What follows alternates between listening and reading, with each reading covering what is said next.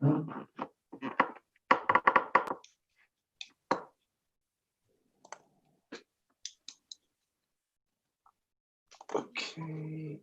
And See, Julian's got some files there on top of the cupboard by the looks of it. You could see he's washing the other night.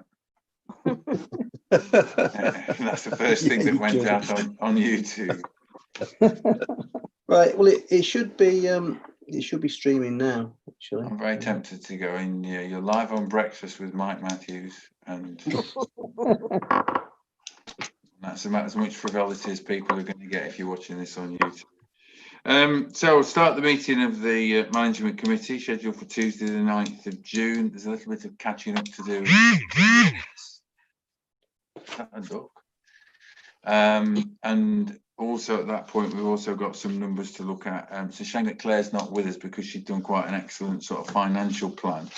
And I'm not aware of what the latest plans for bars and restaurants reopening are. So when we get to that part of the agenda, I hope members may have some more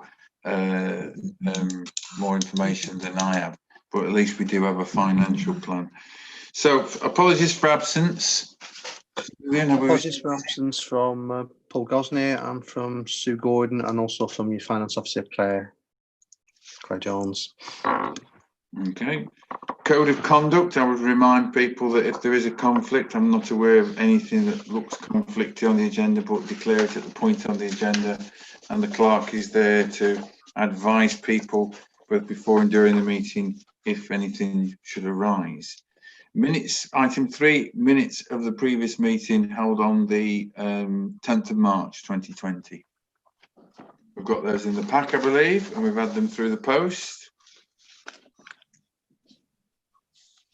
This was the one just before lockdown, isn't it? It is, yes. Yeah. As you recall, last time we met, it was an informal meeting with just yourself. So although the minutes were available then, they still require sort of formal approval at this meeting. So this is very much just as we would have been heading into March, expecting another couple of weeks of takings, etc. Has anybody got anything that want to raise? I'll run through the pages page by page. Page 3, 4 and 5, 6 and 7, 8 and 9, page 10 or 11.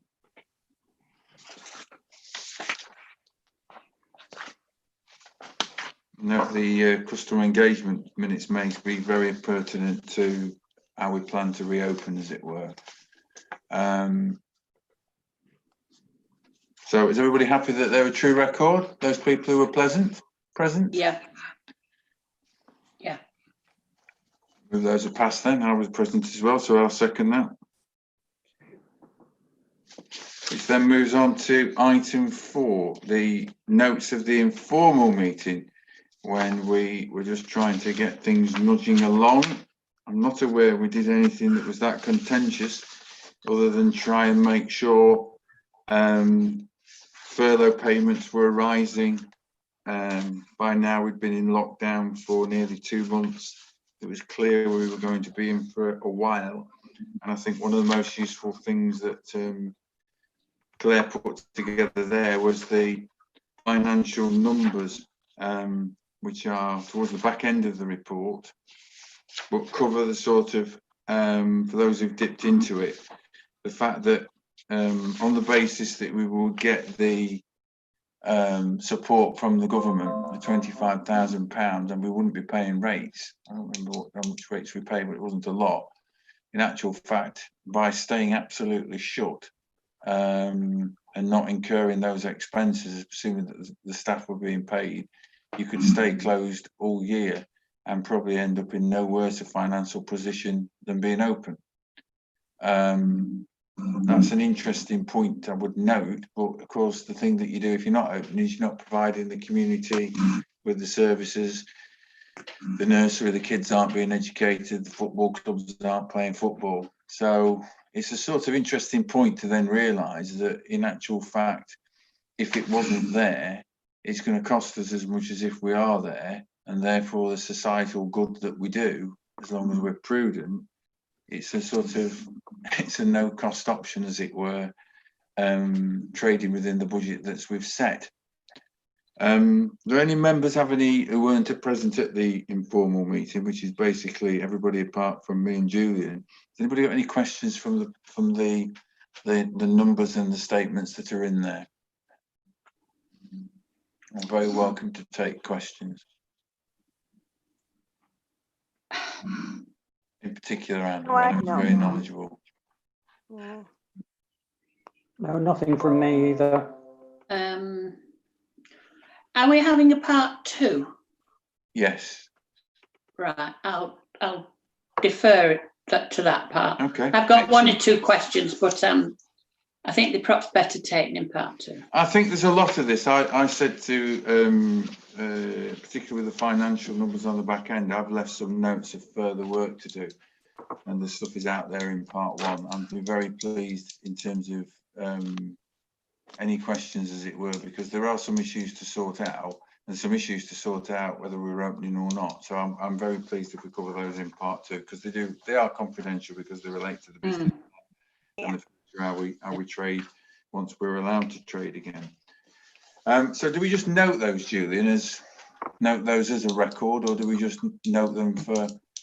Yes, I mean, in terms of the informal minutes, just to note the minutes of the formal meeting, you just receive and you would sign in the normal course of business when next we meet physically. We'll just note that they're there. So the action list, the schedules provided from arising from previous meetings. Have we got that? Have we got an action list?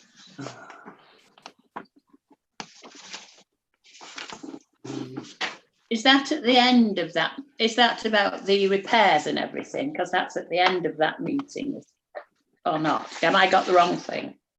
I'm a little bit out of touch with. I think I would refer members under item 5 to page 27. Yes. Of the pack as to what Claire's been doing, and also for those members who were at the full meeting of the council, but 2 weeks ago.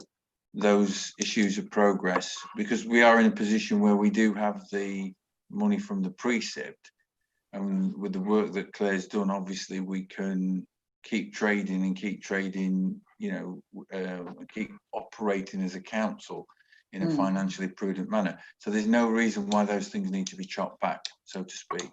We need to be careful, but she's making progress on those matters, and the progress is in those notes, and he's also minuted in full council.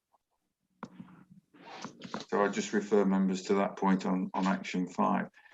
Number 6 to consider. Sorry, Julian. Apologies, Chair. The actual document isn't in the plaque. It's an error, is that?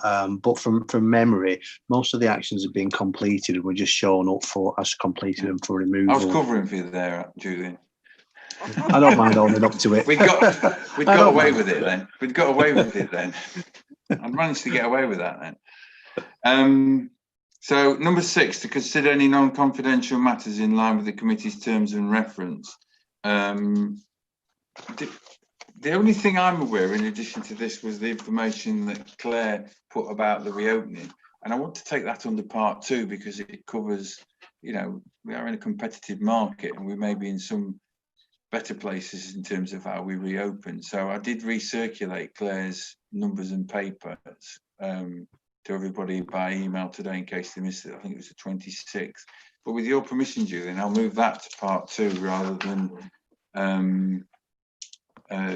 take it under item 6. And as Claire's not here, that means we really haven't got an oral update other than what was sent verbally. Are you happy with that, Julian? I am indeed, yes. I think that's sensible. As you say, there's some commercially sensitive information within that. The figures are in the public domain, but in terms of the discussion, you might want to have those in private. And there are implications in terms of staffing as well. So again, it's sensible to deal with them in private. I could just mention before you move into part two, there were a couple of items of correspondence which probably should be taken at this point. Again, you might want to move them into part two and deal with them under the reopening issue. But one was about the playing fields and the overgrown shrubs blocking an entrance gate, and another item of correspondence from a gentleman with overhanging branches on his property. And it's just a general issue about, to what extent do we maintain the border of the playing fields and its impact on neighbouring property. So that was one issue. The other one was a request from Councillor Sue Gordon in the light of a query from the football club about when the pitches will be reopened for use. And I guess that one you probably will want to take in part two under the sort of general reopening. Some of that we probably don't actually know the answer to. I guess it depends on the government's release of lockdown. I'm a great believer in trying to do things as much things in the open as people know. In relation to this, taking the second one first, we'll be guided by when we're allowed to. I mean, there is that little bit of an issue with well, not a little bit of an issue, but the fact that the grass was allowed to get overgrown, which I was particularly disappointed with, because we had this problem with the council last year as well. It suddenly seemed to go into cutting everywhere else mode in the borough, and it just got left and left and left, and they came back from the school holidays. I think it was Easter last time. It was like, wow, it was long. And the same things happened this time. It's been resolved, which is fine. We'll cover that perhaps in a bit more detail. But it was a bit disappointing, and but what we've said in future is that if it gets to that position when we've got open, you just have to use the borough councillors and links to the borough councillors to kick the borough's backside into gear, basically, because people. Can I just come in here? Yeah, go on, Anne. Do we not have to request it to be cut? Do we now not only get it cut on request? I thought it used to be that they came regularly, the borough, but then now they charge per cut. I mean, I might be wrong, and this maybe needs checking, but I think they now only come on request, and if nobody's actually requested it, then maybe that's why it's been overlooked. I think that's a good point to ask Claire what the situation is and feedback. Julian, if we can do a questions for Claire list, because I think there was some other things that crop up, just to sort of respond, as she did promptly. I mean, to be fair, after the parish council, that quite complicated reopening document, she'd got done within a week. So I think simple things like, well, do we request or whatever, because then that means that if members who represent that ward and myself, who's obviously a very relatively local, spot something, because to be fair, when I checked my emails, it was about 2.5 to 3 weeks before other members were, obviously we're all getting the same thing, we're making an issue of it. I passed it through and said, oh, Claire, this needs doing, because people want to exercise, people want to use it, and it's not been cut. So I think it'd be well worth getting to the bottom of that, Anne. Well worth getting to the bottom. Looks very like a hayfield at the moment, because it's being cut, but the length of the grass now is lay all over it. I mean, it will dissipate, presumably. I had a look at it earlier today. Yeah. But at least it's cut. Yes, and that's because what I was worried about is if we get nesting birds like bloody skylarks on there, we won't be able to cut it till. Well, it is cut now. Excellent. And I rather think the gardener might have been on, because the hedge is cut. Whether somebody else has done the hedge, I don't know. The hedge coming down the roadway into the leisure behind the shop, adjacent to that's been cut. Well, I'd say very recently. In relation to the other cut trimming of hedges, I am minded of the very sound advice I got when I was chair from Councillor Ridden. No, because when people have asked about cutting this in before, my understanding, and I passed this moderately strongly through to Cathy, the chair, is that nobody has a right of access to the field. So in essence, all the gates are without permission.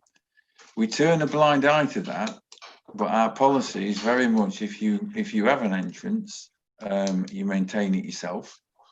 And secondly, that partly from a cost point of view and partly because of a wildlife point of view and creating a buffer between the green field and the hedgerows, we don't maintain it in a manner that is regularised.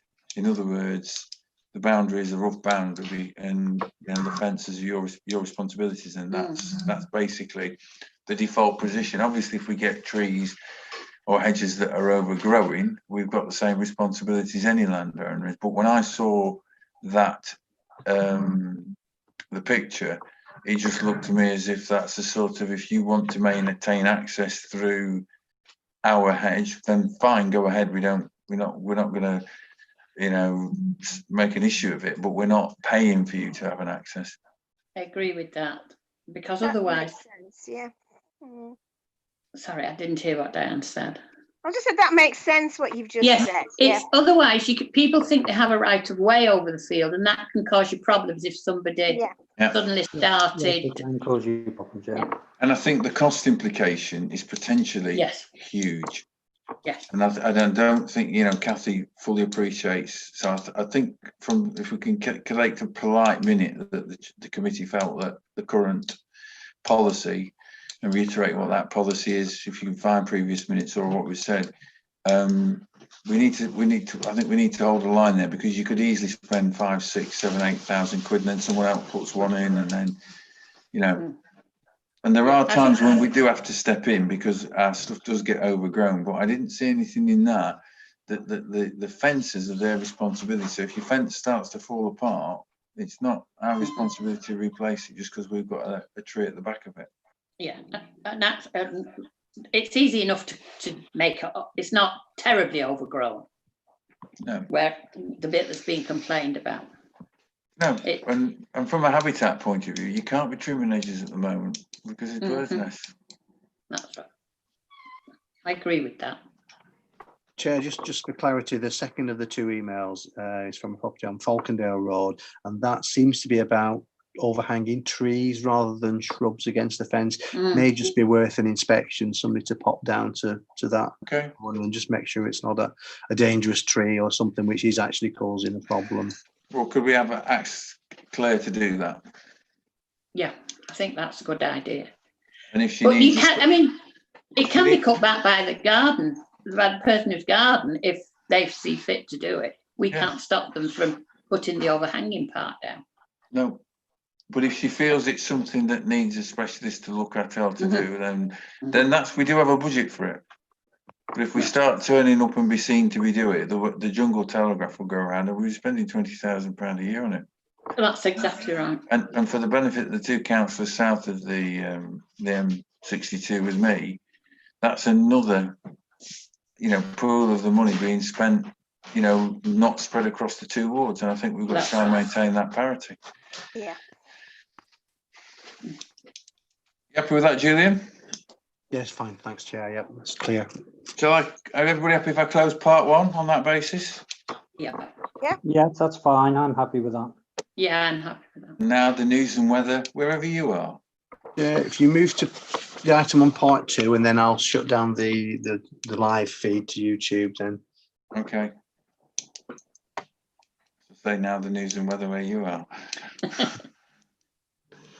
Okay, so we're now moving to part 2. Still showing us live on custom streaming for me. Yes, it is. Yeah, it's still live. Yeah.